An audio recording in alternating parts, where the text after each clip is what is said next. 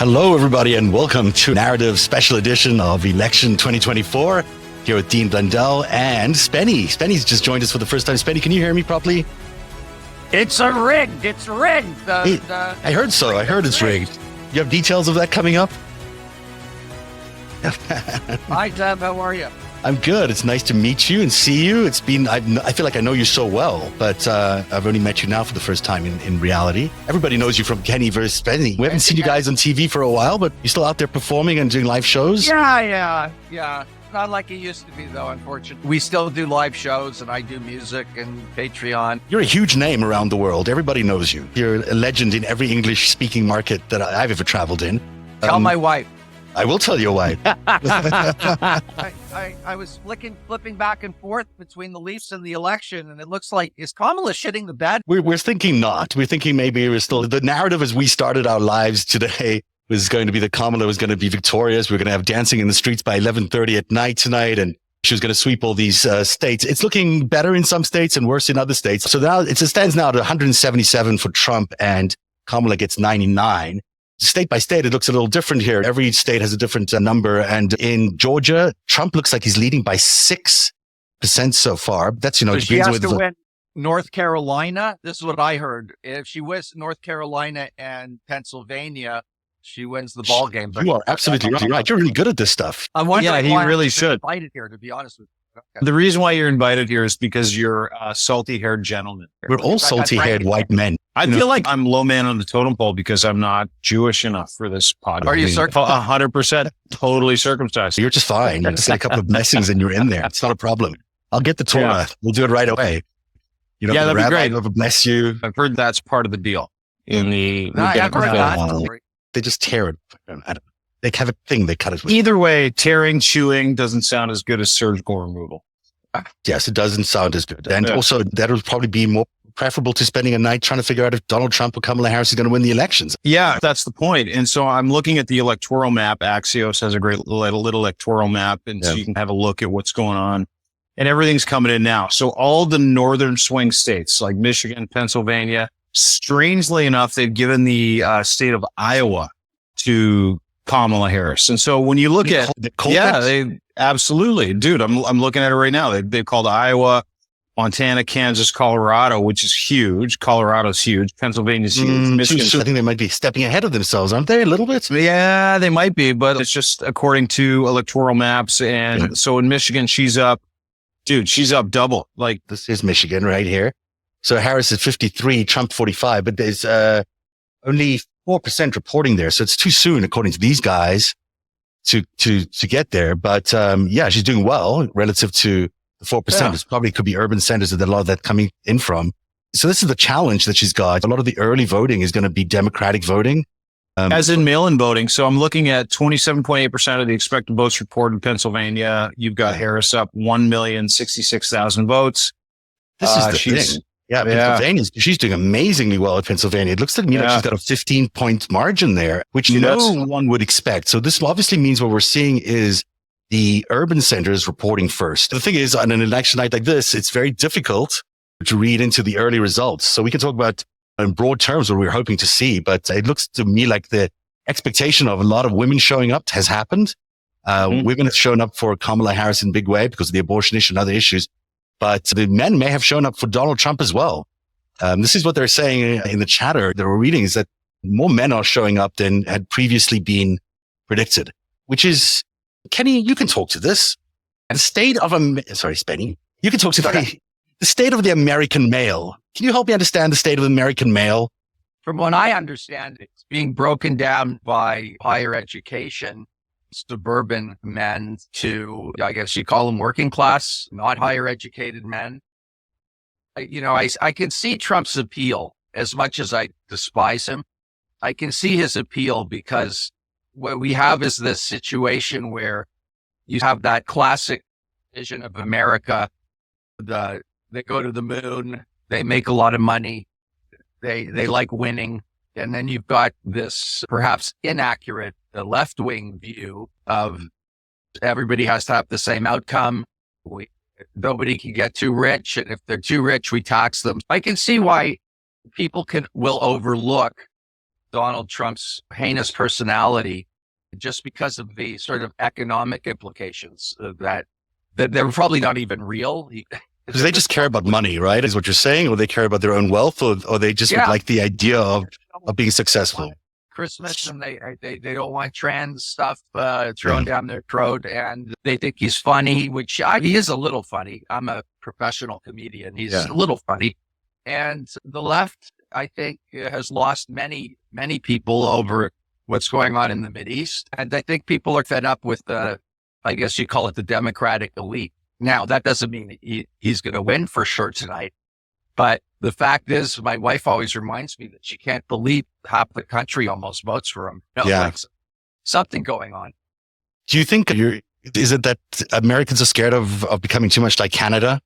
Too soft? Yeah, exactly. Too weak at the knees? See, Americans don't know much other than America, right? Yeah, and bravado and like machismo. And then to your point, that's what they see, right? Like they see this guy and they see this black woman and it's just like, hey, who looks the strongest? And I watched this fucking hilarious video today. This guy's got to be 21 and he's being interviewed about what's important to him. And he just looks stronger, to your point. And I think that you've got all kinds of different issues, single issue voters. You've got millennials and dude bros that are like, who looks like they might want to fight other people, or who looks like they're going to take on Russia, or who looks like, and it's weird because we're sitting here going through the results and I'm looking at different states that are still in play. New Mexico's still in play. Georgia's still in play with a vote. There's a difference of less than 200,000 votes in Florida. They're looking at Wisconsin still in play, Pennsylvania, not so much, but still in play.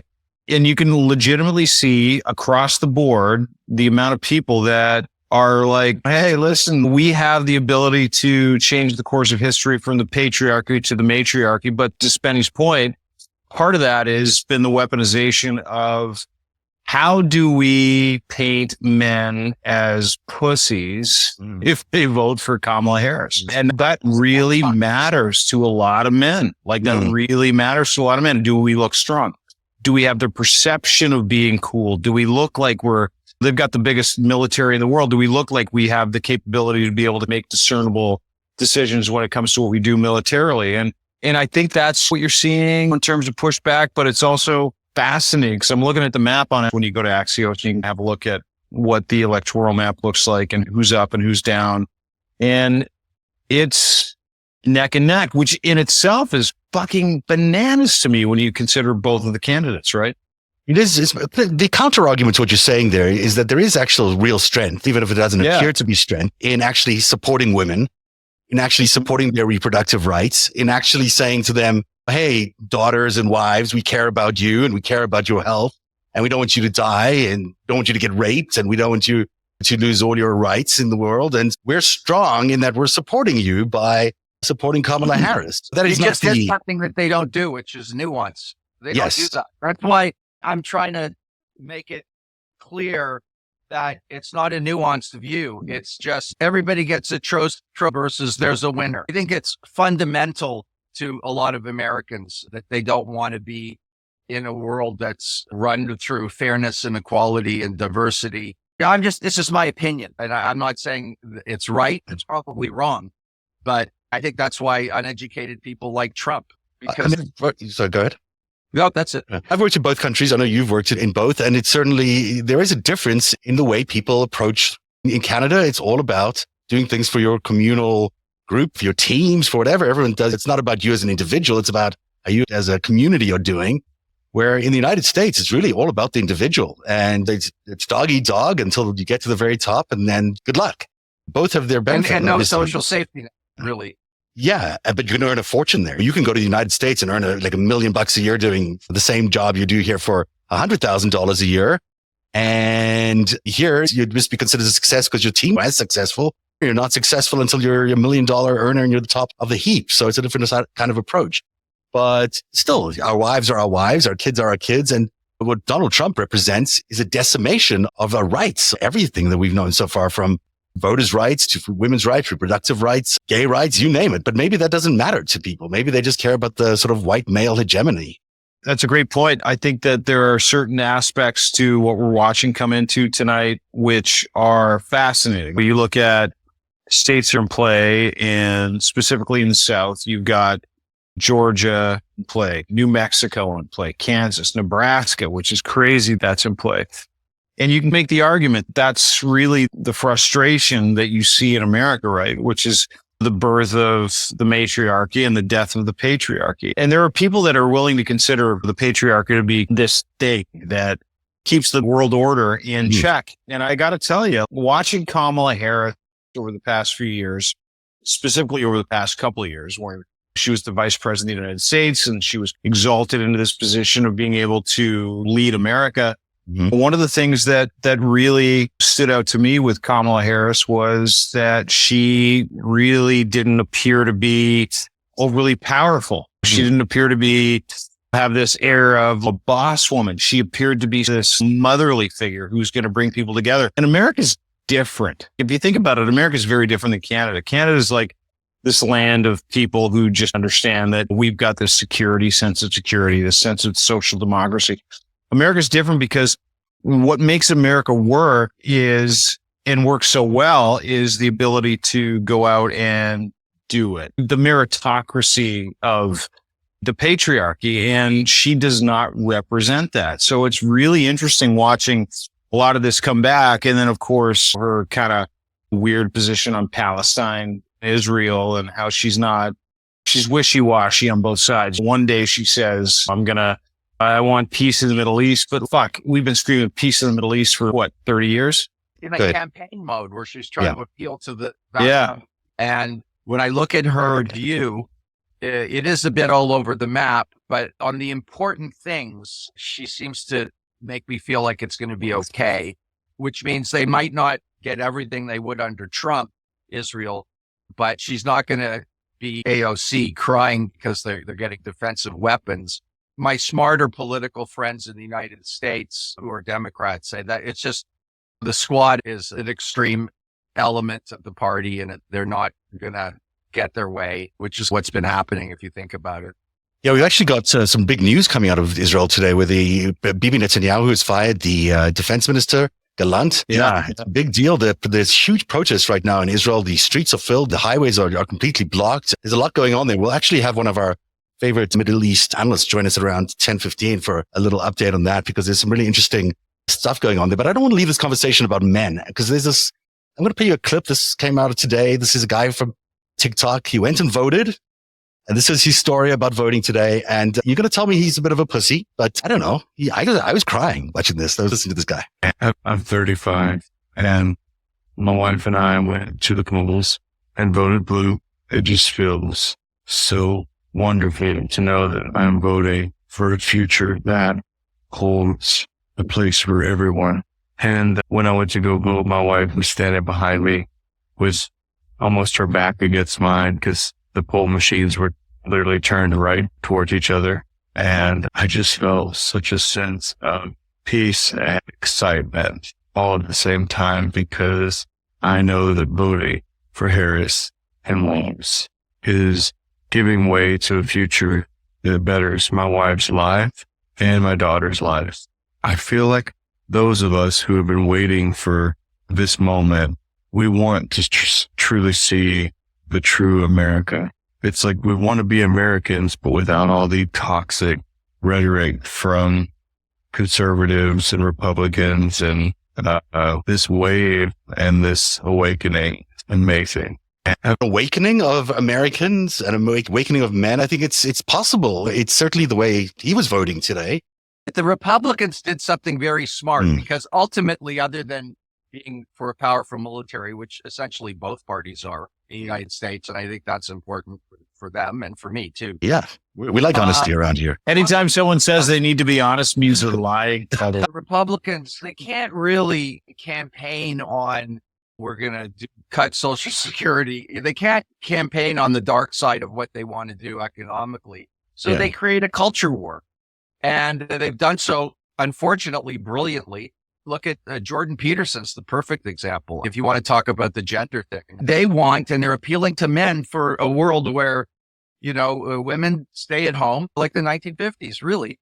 And that resonates with a lot of men and young men. I don't know why. I'm pro-choice. I'm pro-gay marriage. I'm pro all those social issues. I couldn't give a shit about any of that stuff, but people do.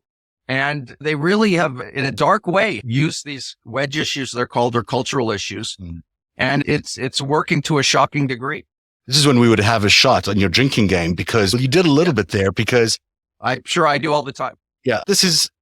The thing is, in culture wars, I mean, we can see this. And this guy, this voter that we just heard from, he can see through these culture wars. He sees that there's a better world out there if they get rid of all these culture wars, if they get rid of all this conservative toxicity. He can see that.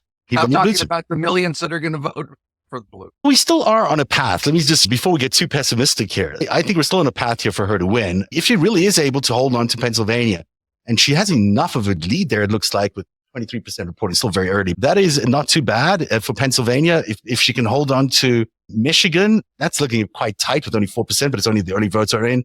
This is Wisconsin. That's where the problem starts building. If Wisconsin is currently going to Trump, again, only 4% reporting here, but 58% to Trump, that holds. That's a problem. If one of these blue wall states drops, then we're going to have a challenge.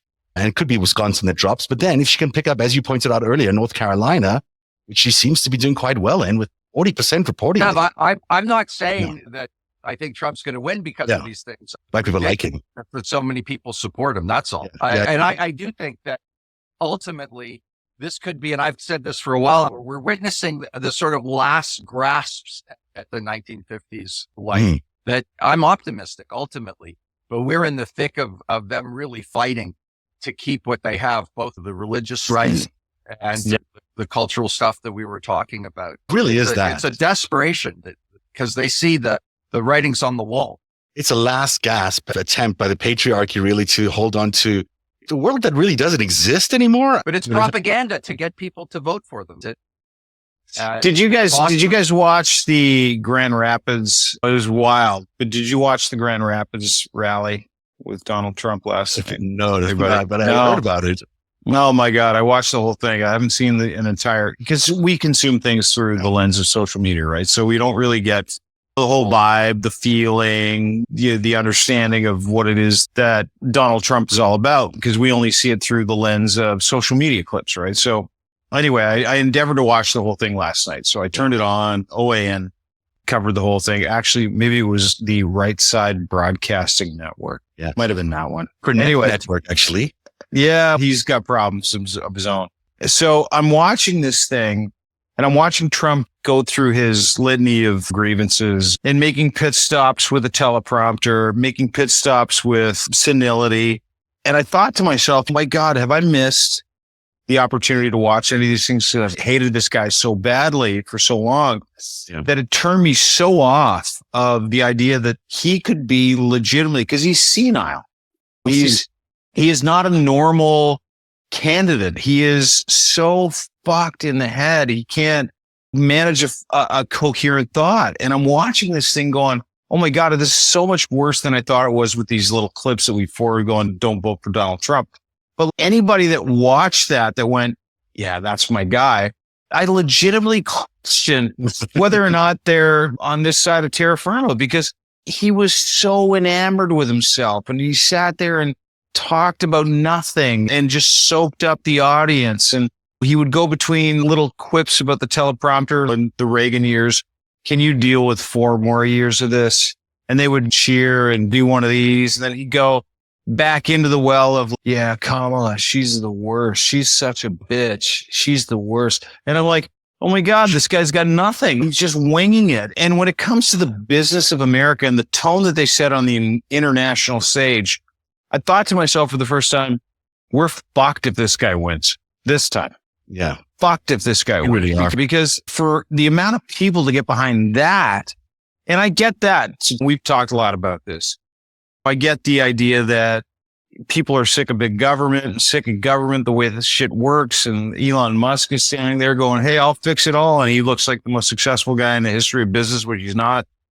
But I thought to myself, my God, people legitimately believe that Donald Trump is a candidate to lead a country, the most powerful country with the most powerful military, the biggest GDP, and they think that he's legitimate, and he's not. And that's the fucking crazy part to me. I said this on your show.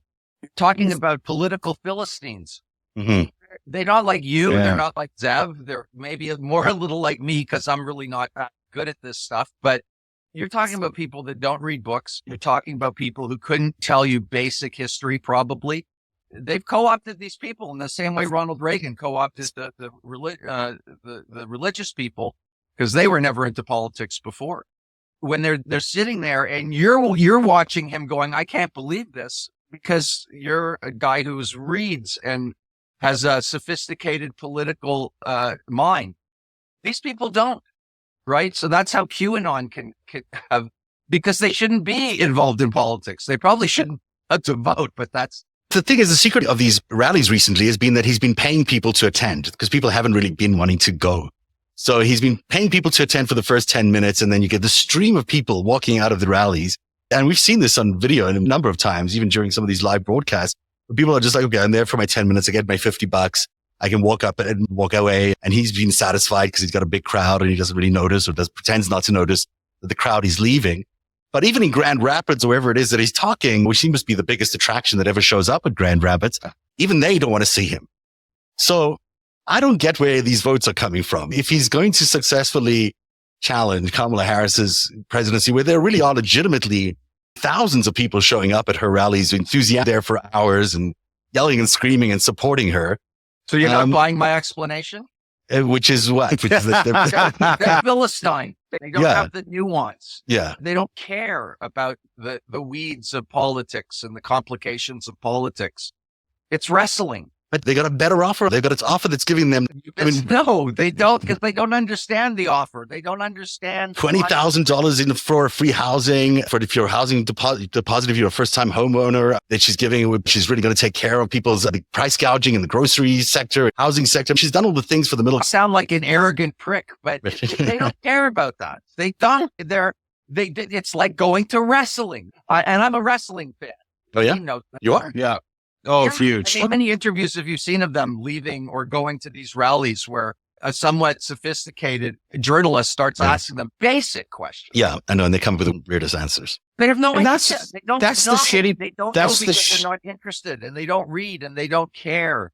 I'm telling you, I believe this with my heart. And I'll tell you something, is that what Spenny's touching on is something that a lot of people defer, is the idea that, pardon my French, but that he legitimately appeals, Donald Trump, Pierre Poilievre in Canada, legitimately appeals to the dumbest person, the dumbest electorate, the person with single issue voter, someone that's, hey, if I lose 1% of my tax check to the government, then fuck that guy. And you're like, no, there's elections have social responsibility issues. They've got other aspects of fallout from who you vote in. And they're like, I don't care.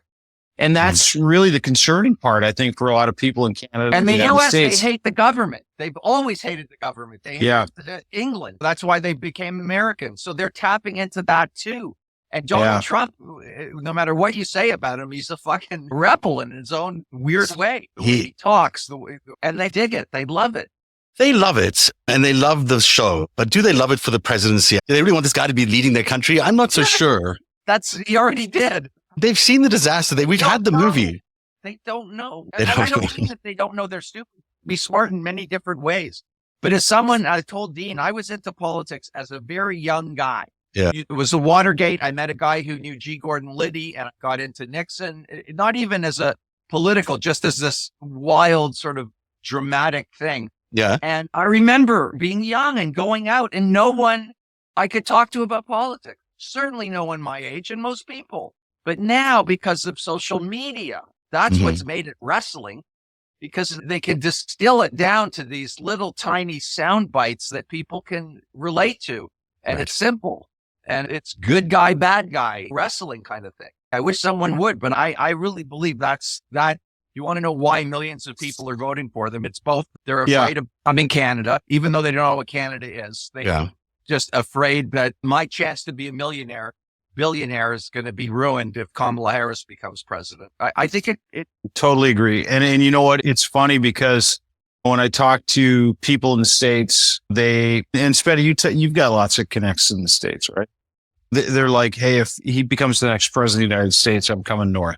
I'm coming to Canada. And you're like, okay, we've got the same issues in Canada. We don't have a legitimate pipeline for information. We don't have people that have the ability to tell the story of what's behind this and how people have the ability to co-opt what you think and what you feel. And I think that's the frustration for a lot of people. So far, Trump has 20 results and he's been on a heater. He's been convicted of 34 felonies. He's they don't care. Been unadjudicated rapist. And to your point, Spenny, you think about the fact that he's outperforming himself from 4 years ago, knowing what we know about the guy now.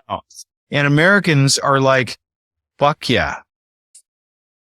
How do you vote against that? What you're saying to combat that? Or they're like, we don't care if he's a 34-time felon. We don't care that he's a rapist. We don't care that he's an adjudicated sexual predator. We don't care about any of that stuff. They hate the left.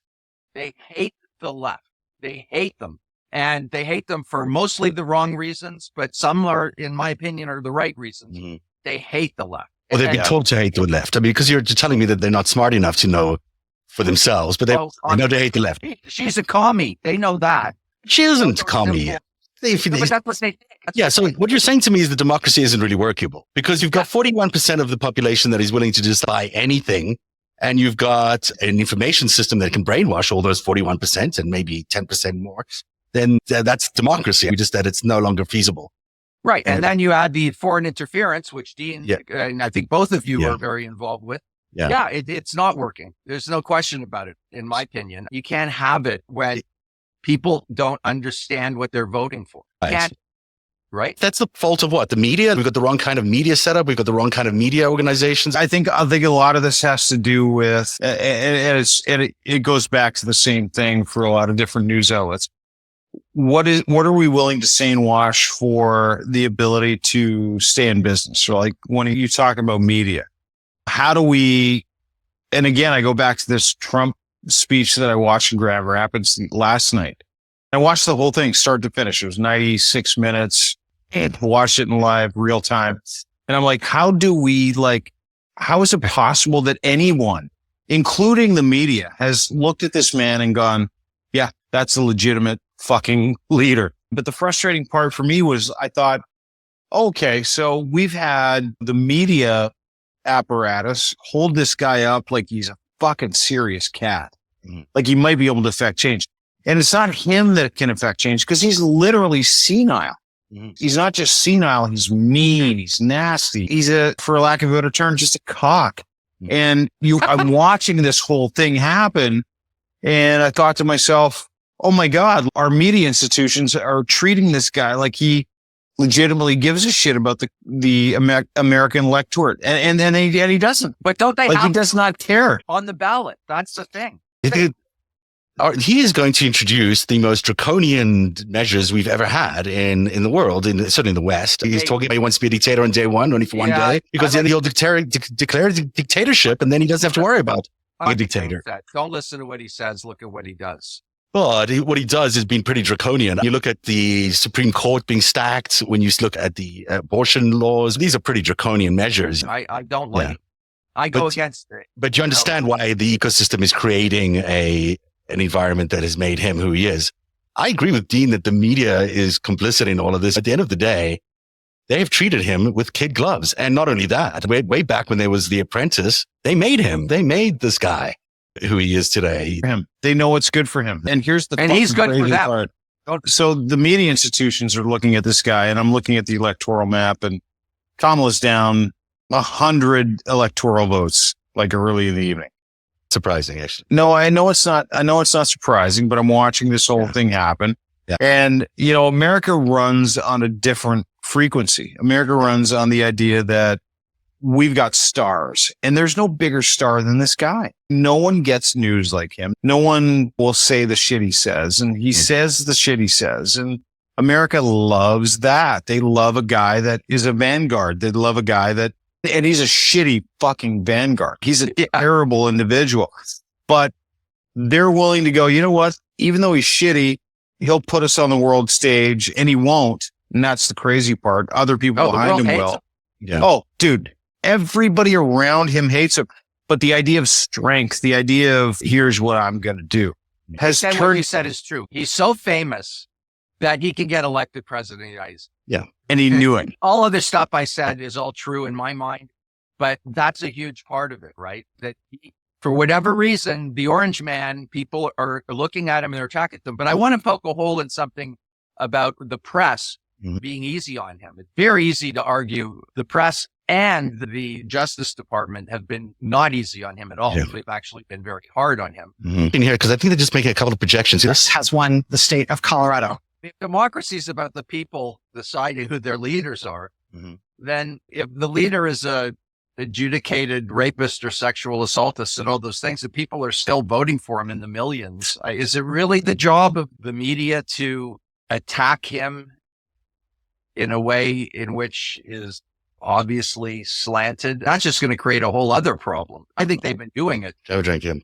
I don't know, man. I think it's the media's job. I'll say this as a journalist. The job is to go after the truth and to figure out whether if this person is telling you a bunch of lies and selling you hogwash, and then you got to tell it. You got to tell the says that the news is fake. Yeah. And then the people that hate the government side with that guy. These are problems, real problems with democracies in the age of social media. To me, I think social media, you can't get around how the effect of this has had on everybody. Yeah, I think that's actually a very good point. Is say social media has probably been the end of American democracy. If you really think about the way Facebook played a role in 2016, big role in electing Donald Trump in 2016, probably still is today. Yeah, Elon Musk today is, everyone thinks of him as being a conduit to Putin, and he's running X like a propaganda machine for the Russians. Maybe that's the problem. Maybe the problem is social media, even though we love it so much and it gives people like us access to the airwaves, even though it's a small slither of the airwaves. It also means that the Russians have control over what Americans can think about. Kids. See, I grew up without the internet. Probably all of us did. I'll speak for myself. I don't know how old you guys are, but now we've got kids that are literally, that's all they know. If you don't think that's going to affect their fucking brains, it's going to rewire their entire brains from what we had. Yeah. Where we read books. There's going to be absolute consequences to all of this. We're seeing it now It probably has rewired a lot of the brains already. You look at the studies around Instagram and what it's done to teenage girls. There's a lot going on there that's really challenging. We wanted to talk about the Middle East, and we're so lucky because we have Rick Petrie, who is one of our favorite analysts of all times. Hi, Rick. How are you? Hi. Great bunch. Rick is brilliant on all these things and a member of the Council of Foreign Relations, amongst many other fancy titles that he has. And we've been talking about Israel and the Middle East a lot with Rick over the last year. And Rick, you've been following this a little more closely, but the situation with Bibi Netanyahu and Yoav Gallant it seems to be quite serious. Can you let us know what the latest is as the events have been developing today? You've seen the streets are chock full of people, and there's certainly a sense of crisis tonight in Tel Aviv. I've been seeing a kind of a split screen reaction. Americans tend to view it through an American lens, naturally. And there's a lot of chatter about, did Bibi time it tonight on our election night because of some coordination or consultation between him and Trump, etc. But my own view is that it's primarily a domestic Israeli matter. It has to do with Bibi shoring up his own coalition, and that has to do with legislation that's pending that would excuse Haredi men from serving in the IDF. And Gallant, having opposed that and overtly called for the enlistment of Haredis, Bibi could not let that happen, I think, positioned in cabinet without seriously undermining my own view is that Gallant was the last remaining person of stature who could and did stand up to Netanyahu on all kinds of matters to do with Gaza strategy and pushing for a peace deal that would have involved the release of hostages. And also very close to the White House. He's the one person that the White House has trusted throughout this entire process to get a clear understanding of what's going on in Gaza. And that was the issue for Bibi, was like, hey, listen, you're informing one of our allies about what we're doing, which I thought was fascinating. So Bibi's blaming Yoav for leaking the Iranian attack documents to the White House, and then that was leaked publicly. Oh, wow. Which is what I heard, yeah. This is the defense minister liaising with Israel's closest strategic ally in the world. So the fact that that was the third rail for Bibi is in itself very telling about where Bibi stands vis-a-vis the U.S. I have a question for you, sir. I have a lot of questions. If you're a Middle East expert, God. I think Spenny's been waiting to talk to you for months. If Trump became president, how do you feel he would deal with the Middle East? It's a very good question. The Trump alliance with Bibi, I think, is very strong. It's very real. I don't think that Trump would stand in Bibi's way in any material sense. Bibi, Zev and I have exchanged texts today in which we agreed that Bibi's wanted a major conflict with Iran for a very long time and thinks it would solve a variety of problems for him and maybe for Israel. But so far, the regime in Tehran has not obliged him and hasn't given him the pretext for that. If Bibi were somehow to engineer a situation in which a major war were about to happen, I doubt that Trump would be much of an impediment to that. I mean, Kamala would be in his way, presumably. I believe so, and I believe that that may be part of Bibi's calculation in wanting to shut down a channel of communication with Washington, which Gallant represented. If Harris does win and if her administration proves to be tougher on Israel and tougher in pursuit of a ceasefire and some sort of regional settlement, then I think Bibi wants to be in iron control of his own cabinet in that situation. He doesn't want any moles. Any moles or anyone who might stop him from attacking Iran in a full way or whatever he wants to do. Exactly. So Spenny's not thrilled with the way the Kamala Harris potential administration has been talking about the Palestinian issue. And I think he represents a lot of voters. Can I just correct you? I said earlier that the Middle East, as I'm Jewish, has become much more important to me than I ever thought possible. I can't even believe how important it is to me and the emotions that I get from the situation.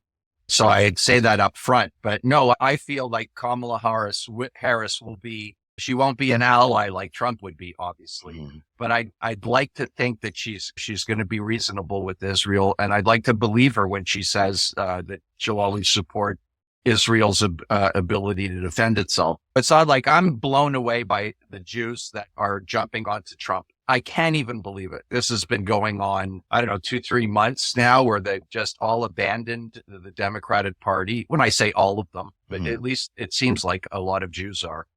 And I can't make that jump. I just can't do it. So my hope and my sincere hope is that she'll be an ally to Israel. Maybe not the greatest ally, but ultimately an ally.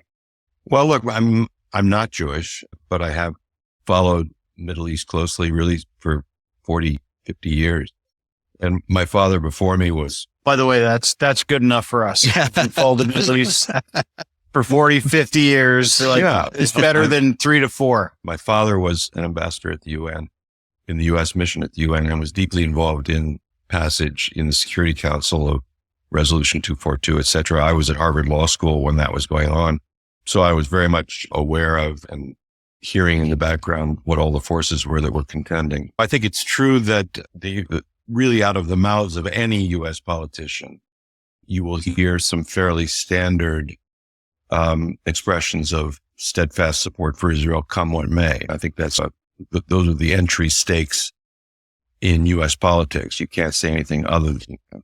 But behind that, or around the edges of that, there are different shadings of support.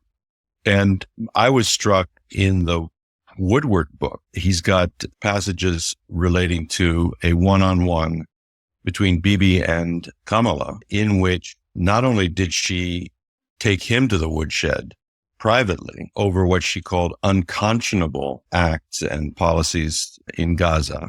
She said, I will not stay silent. And then she went right out in front of the cameras and said publicly what she had just said to him privately.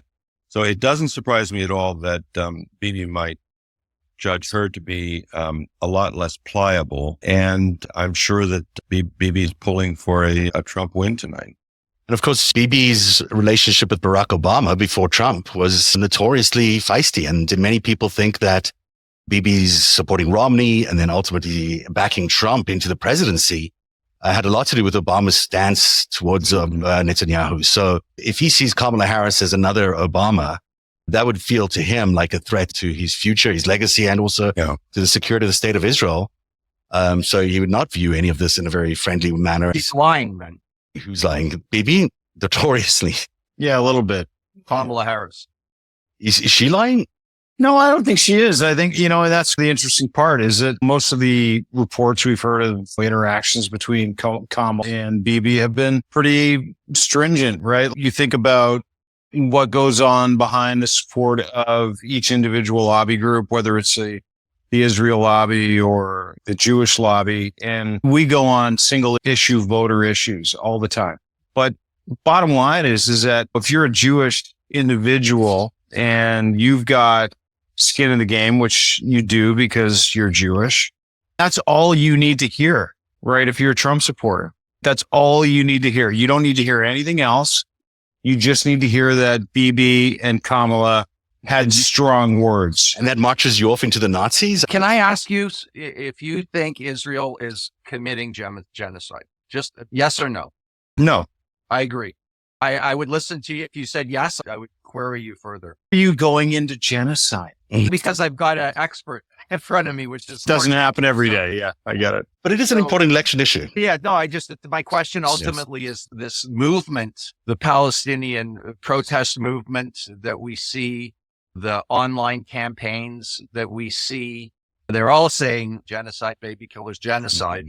So I wanted to get your view, if you don't mind, quickly on where is this ultimately coming from? It feels very organized. It feels extremely built on lies and blood libels and all those things. That's how it feels to me. I'm not an expert on the degree of organization and who the string pullers are behind that and how it's come to be as crystallized as it has been over the last year.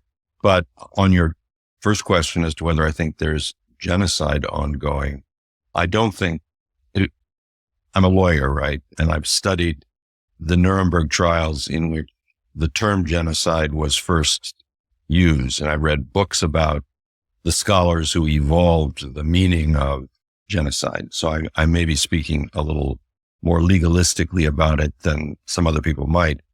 But genocide generally has to do with a programmatic, systematic, government-sponsored attempt or actual eradication of a people as a people. And I don't see anything approaching that in Gaza.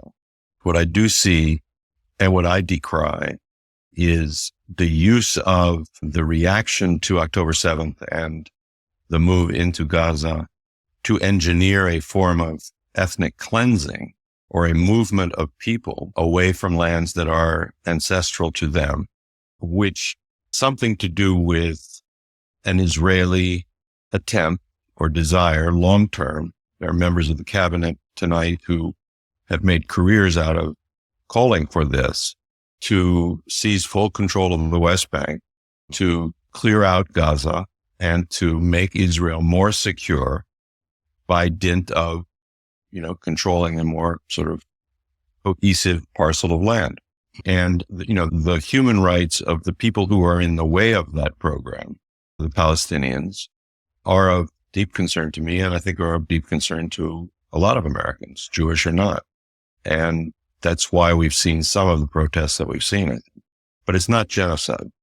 No, it is something bad. The attempt to take over those lands, no matter how you couch it, no matter how you view it, it's not legal in our modern context.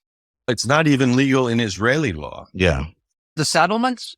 I'm talking about the idea of clearing out Gaza of its population and turning it into beachfront property for whomever, the Saudis or whomever might take it over, Jared Kushner, or trying to do the same with the West Bank, as some people are threatening now. It might not be working the way it is right now. There might be other solutions that are better, but it's not because this is not necessarily a better solution. This is not a better solution. It's a much worse and more horrifying solution. And it's not in the Jewish-Israeli context. It seems very out of place to me.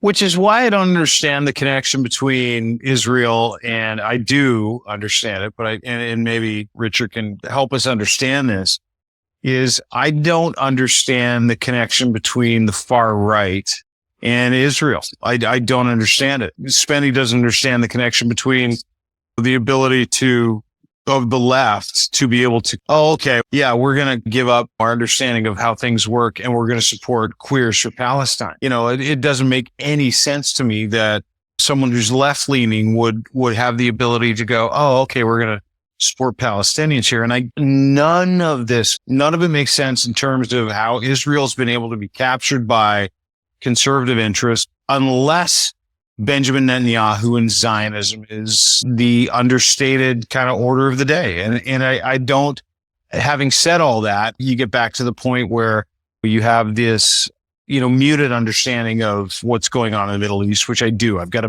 very muted understanding of it, but maybe you can help shed some light on whether or not this is a cultural play for real estate, or is it a cultural play for sovereignty for Israel? It's probably some of both, but in my view, at any rate, it's primarily about sovereignty and national security. Yeah. I just think that the sort of currently dominant thinking, certainly in the government and increasingly, I'm afraid, in the general population, is that as long as Israel has to live sort of cheek by jowl with populations who intensely oppose the Israeli state, we're going to be in this recurrent sort of never-ending cycle of tit for tat and violence. And sometimes it's bad, sometimes it's worse. But I just think that there's a faction now which has said, we're done with this. We want to solve this once and for all. The other aspect of it that you wonder about, whether it's a real estate play, I'm reminded of things that Jared Kushner has said about beachfront property in Gaza. So I'm sure that there are opportunists who would love to seize it, but I don't think that's really what's driving. That comes up a lot, which drives me a little crazy, but maybe I'm wrong. And I'm always open to being wrong or shown to be wrong. The idea of this proportional response to October 7th doesn't make any sense to me at all. But yet I can't rectify it in my mind that are we just, is Israel just creating new generations of people that hate them because their families were killed in these disproportional, I don't know that's a conundrum for me. Do you believe that? I think that there's been plenty of evidence shown on the ground videos and stuff, cameras, handheld cameras and helmet mounted cameras of IDF soldiers themselves doing things which force you to acknowledge that, at least in terms of the troops on the ground, discipline has badly broken down. And troops have indeed, in a sort of wanton way, a purposeful way, a vengeful way, killed civilians. I'm sure it does go on. We've in our own military, we've had the My Lai case comes to mind. So yeah, not excusing it. Just so I hesitate to say that those things emanate from a central policy that somebody in Tel Aviv or Jerusalem in the sort of general staff is saying, we need to break the backs of these people. The way to do it is to kill a bunch of women and children. I don't think that's the case, but I do think that the IDF is going to have a serious internal reckoning once this is all over in order to reimpose standard discipline. The IDF was always highly admired by other militaries for the degree of discipline that they displayed in some very difficult conflicts where civilians were in proximity to the fighting, which is never ideal. And I think they've lost a lot of that international respect as a result of what the world is seeing. I just want to spend a few minutes on the elections because I'm watching the swing states here turning redder and redder by the minute. Now, this could be just the amount of projected votes that are coming in, but it does look to me like it's going to be a lot closer than we initially had predicted, or certainly I predicted, or any of our analysts had predicted. I was surprised when I got your email. Yeah, I still think this is quite of unusual. This is not following what the polling has been saying to us. And as I was mentioning earlier, there is weird chatter amongst the Elon Musk universe and his comrades in arms who are involved in this information warfare. There's some sort of narrative building going on around what is now seeming to be a much stronger Trump performance in these swing states. In fact, I see Trump leading in all of them now, which is unusual. I don't think anyone was expecting that, considering the gender gap and everything else we've been seeing. Rick, any thoughts on what could be contributing to this shift, and why is it such a vast difference from what we were seeing in the polling? I just think we're at a particular time in the evening when it's still way too early to begin to make a definitive call. Very 2020, Rick. Very 2020. I agree. And I'm still expecting Harris will win. Mm-hmm. I agree with Zeb that it may turn out to be a lot closer than some of us have been thinking and hoping. Yeah, Art was that it was going to be tight. So that's why I was surprised. Yeah, a lot of people were saying that the conventional wisdom was it's going to be tight. And a lot of people were starting to say it may not be as tight as you think. Yeah, certainly in the Kamala Harris world, there was a lot of, in the last week, they've been feeling very buoyant. Their internals have been showing them leading quite handily in all of these swing states, especially amongst women. The women vote has been strong, much stronger than the men. Her momentum has been there in the last week. She's not. So It's certainly surprising to the Kamala Harris campaign who thought this was going to be over tonight and early-ish tonight. I don't think that's what they're going to be seeing necessarily. I think they're going to be seeing a much later at night and potentially a much closer call. And as you look here, I don't know if you can read these swing states. These are all reds and these were blue like half an hour ago. Yeah, that's all it is. But it's... In fact, Texas was blue a couple of hours ago. It's earlier. But you're still feeling, Rick, in your mind that we're heading into a Harris win still? That's my bet. So let's play a little bit of devil's advocate. If it is Donald Trump wins, let's say he's at 210 now, the electoral votes. He needs 60 more. He's the next president of the United States. I would question those results very heavily. I don't believe that's even possible considering everything we've seen. But if we land up with that result tonight or in the next few days, this is a reason for big concern. This is not child's play, what might be coming into power here. If even half of what he's promised comes to fruition, we're talking about a very serious shift. That's what we're objectively, that's what we're possibly heading into here. I would congratulate people that like Trump. I'd be a gentleman about it and see what happens. You talking about the peaceful transfer of power, Spenny? You're talking about that, and I'm talking about everything's apocalyptic. All the rhetoric is so apocalyptic around this man and this election. But Rick, this is quite serious. If he wins, you just got to hope he can't. Is it really going to happen? Who knows? I really do think Trump is on his last legs, physically and mentally. And there's no way he's going to serve a full 4-year term. And I think that J.D. Vance is on the ticket for a particular reason and is backed by a particular bunch of people. The question in my mind will be, if Trump is the elected candidate, my question will then be, how soon and under what circumstances would Vance and the people behind him try to maneuver his ascension? Sounds familiar. It's a very real possibility. And listen, let's talk about that for a second, Rick. And here's the question I would ask of you. We've seen him. I don't know if you watched his Grand Rapids performance last night. That was incoherent. And the last 2 years of watching him, and everybody should watch a Trump rally. Everybody should, especially if you're American. Yeah, the entire thing. And the only reason why is because you get a real appreciation for the playbook. You get an appreciation for how bereft this human being is. And he said something today I thought was interesting. I'll just let RFK do whatever he wants with women's health. And I thought to myself, I'll just let RFK do whatever he wants. You look back on what I'm looking at now, which is an electoral map, which is heavily favoring Trump at the moment. I think we're 210 to 112 if I look at the Axios thing.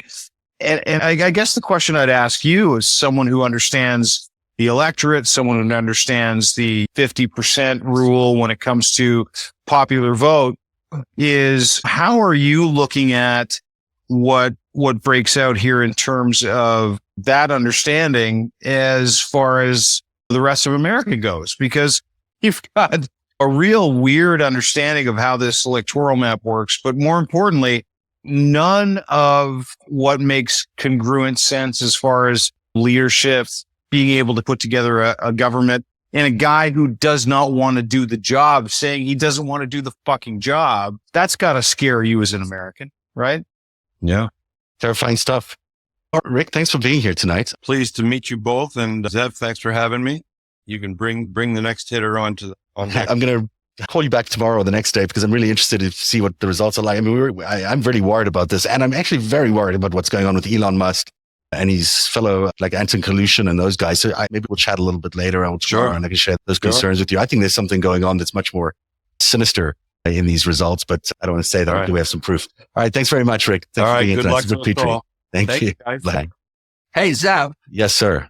Can't you just say allegedly and then say what you're thinking? I mean, I can. I've got to pull up the tweets and I want to show you exactly what I mean. But there is this guy named Anton Kalushin, something. I think it's Anton, something like that. But Kalushin, He's a well-known friend of Vladimir Putin. He's offered on Twitter as a whisperer to Donald Trump or to Elon Musk about what's going to happen. And then he's quite successful at predicting things. Like with the death of Justice Ginsburg, he was there 2 days before to say, hey, she's on her last legs. Wouldn't it be interesting if she didn't survive? And wouldn't it be interesting if this justice took over? And he was, correctly named the justice. So he's got a really smart way of predicting the future, or some skill set there, or he, along with Putin, have their strings attached to the American system and are able to pull them whenever they need.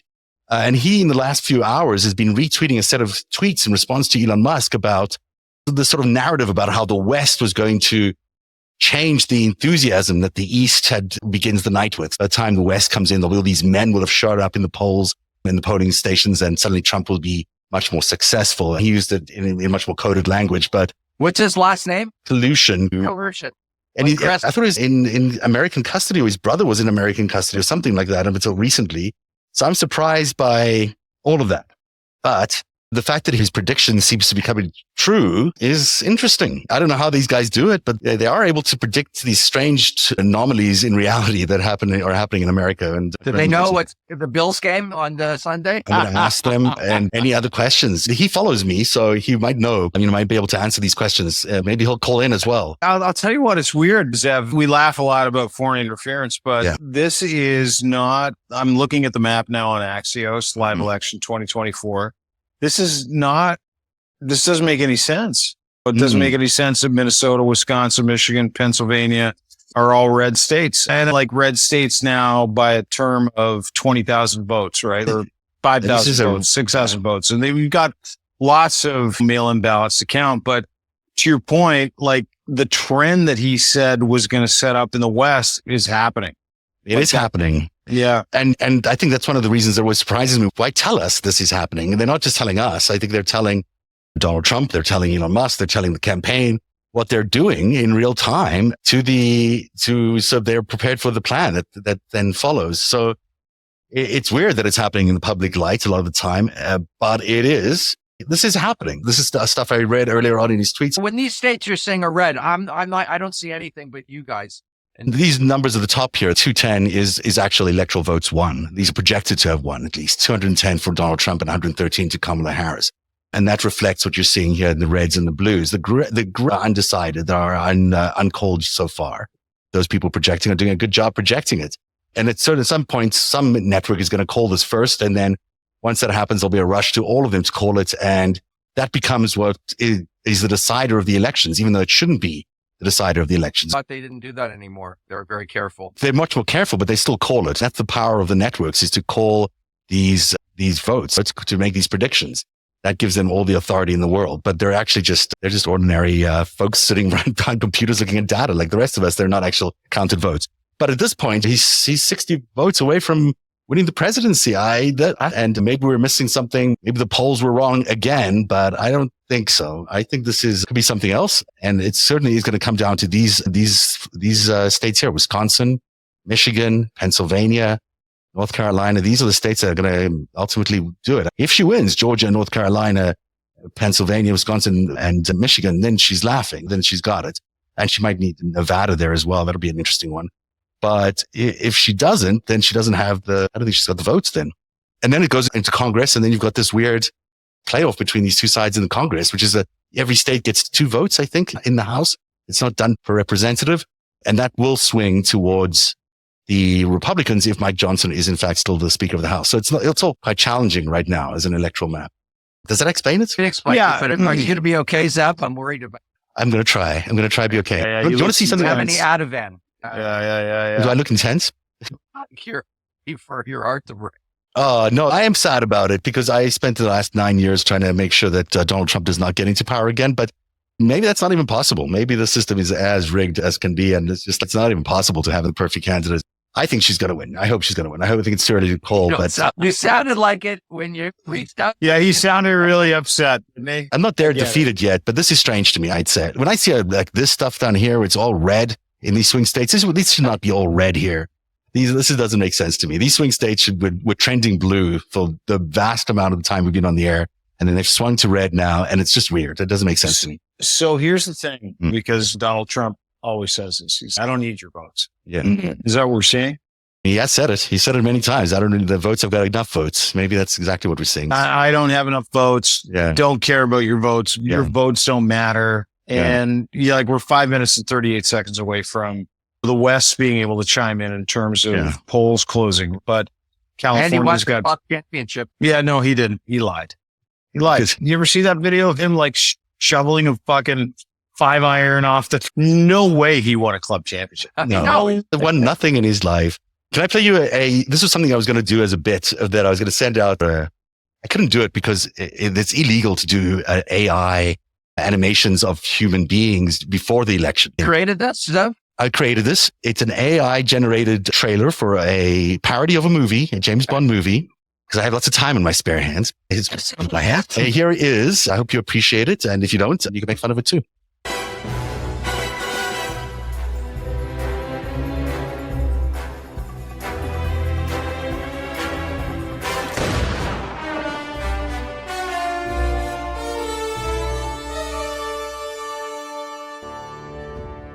We found him, sir. And?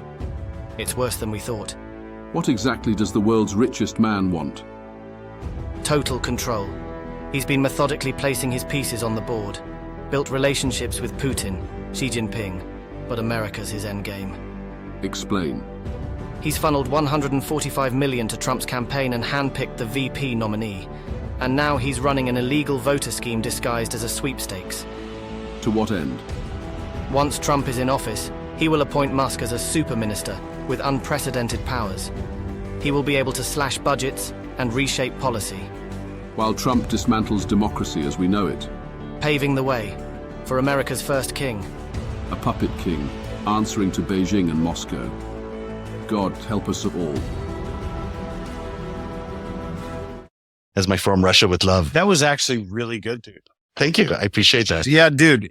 And here's the crazy part of that little AI thing that you created is it's 100% legitimately think about what he's trying to do. And it's, hey, dude, I'm bored as fuck. I just created Tesla, SpaceX. I think what I'm going to do is take over America now. Yeah. That's what I'd like to do. Yeah. Take over the presidency, buy it, put Vance in there. He'll be my guy inside until when Trump, falls away. I'll be in there doing the government of efficiency office or whatever it is that he's creating and cutting away at everything.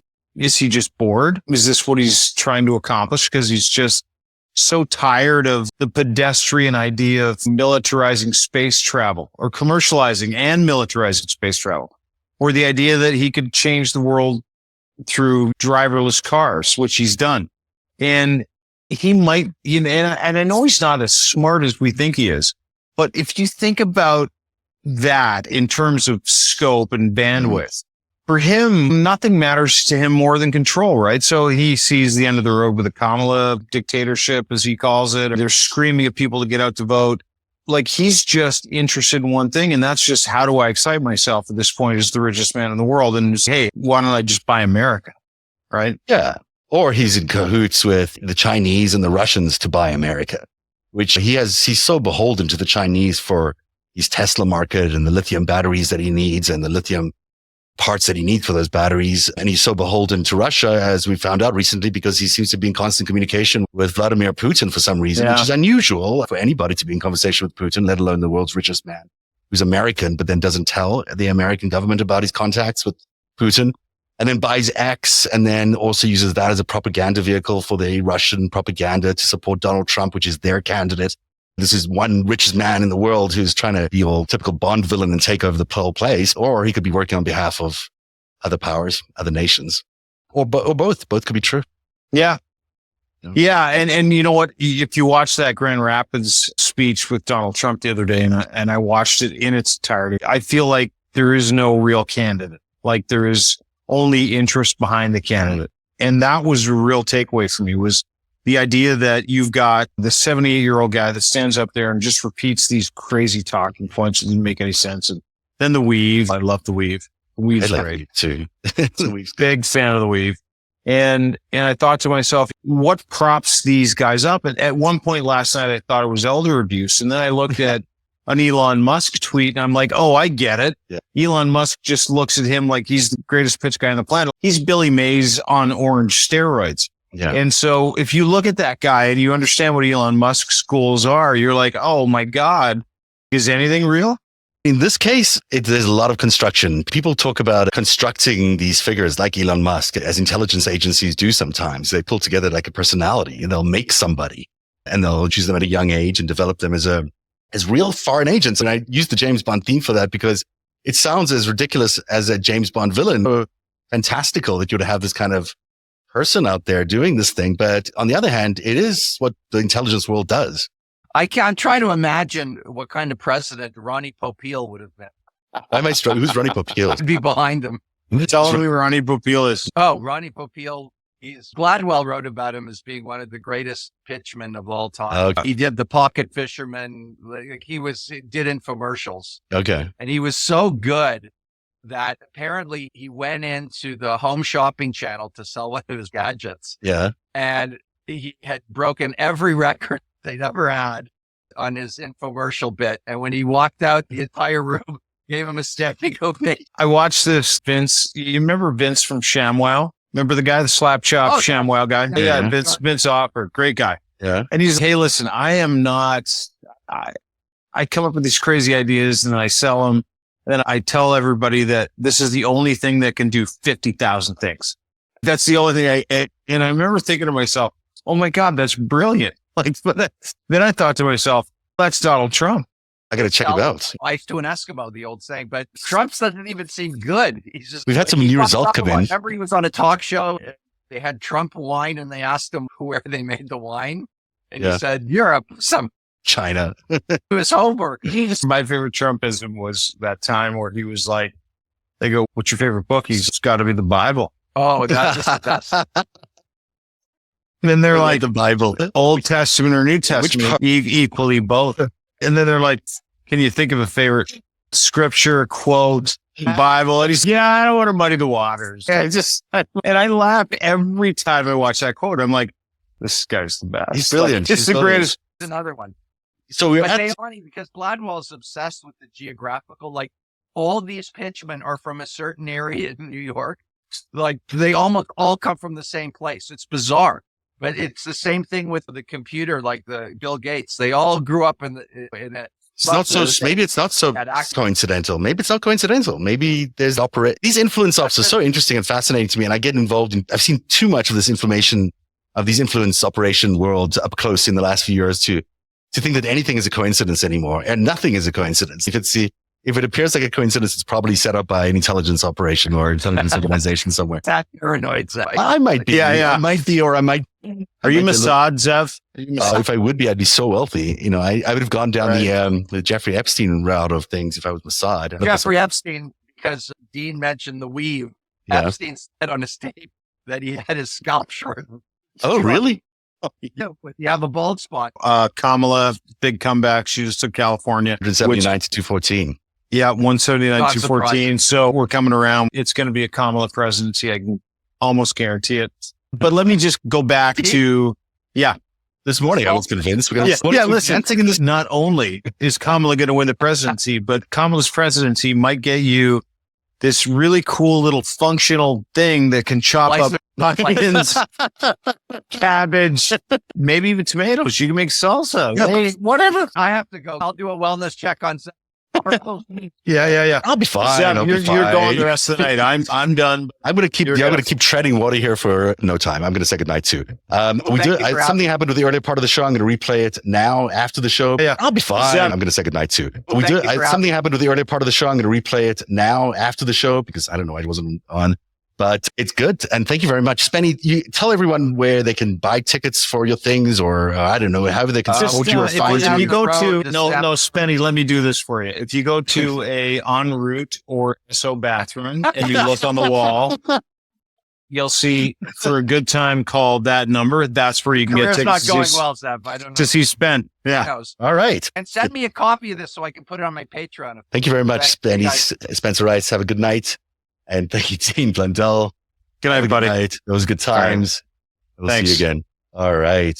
Now it's just me. So where are we at? We're at 179 to Kamala Harris, 214 to Donald Trump. There are still a lot of swing state votes to come in, especially in Wisconsin, Michigan, Pennsylvania, North Carolina. Of course, Virginia is still uncalled. That's really interesting, although that was expected to be a little bit tight.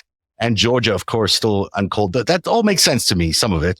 It's going to come down to the wire. What doesn't make sense is how close all of this was. None of the election polling or the female turnout projections, and certainly inside the Kamala Harris campaign, they were not expecting this kind of night, but that's what they're getting. They're getting a night where a lot of men apparently turned up for Donald Trump, or so someone wants us to think.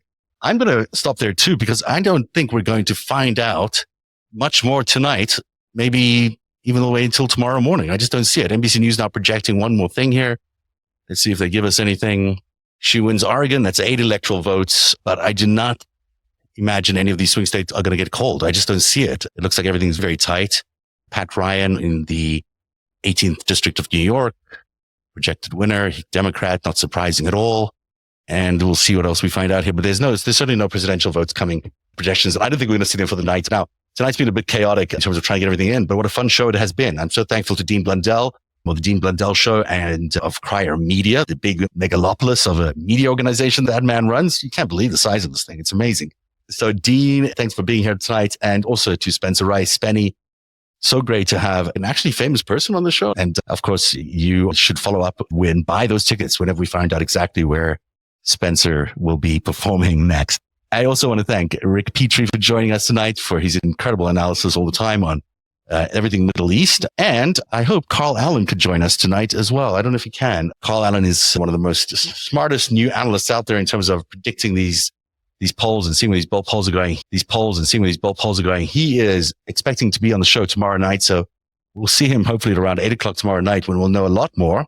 Georgia will go to Trump. I feel like that's not that surprising. I think that was an expectation. Then it comes down to North Carolina. If that goes to Kamala Harris, if we see Pennsylvania going to North Carolina, and if the blue wall stays in place, she's got it. And Nevada would be a nice little extra thing too. My projection 2 weeks ago was that we would be at 292 for Kamala Harris by the time this was all said and done. I'm sticking to that projection, 292 electoral votes.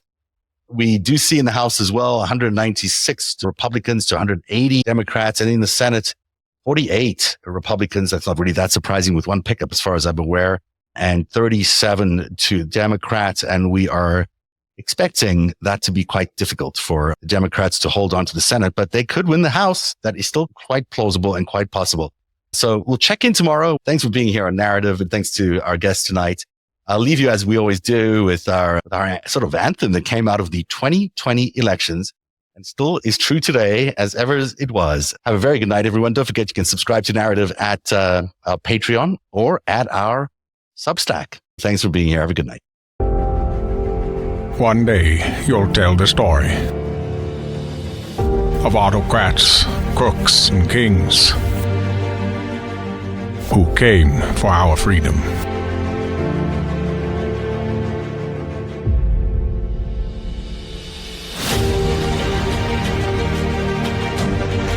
A story of citizens who stood up to tyranny and won.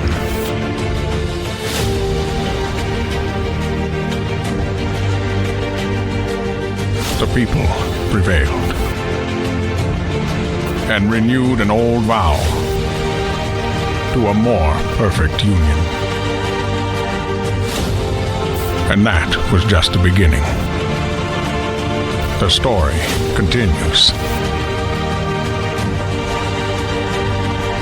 Narativ, where truth lives.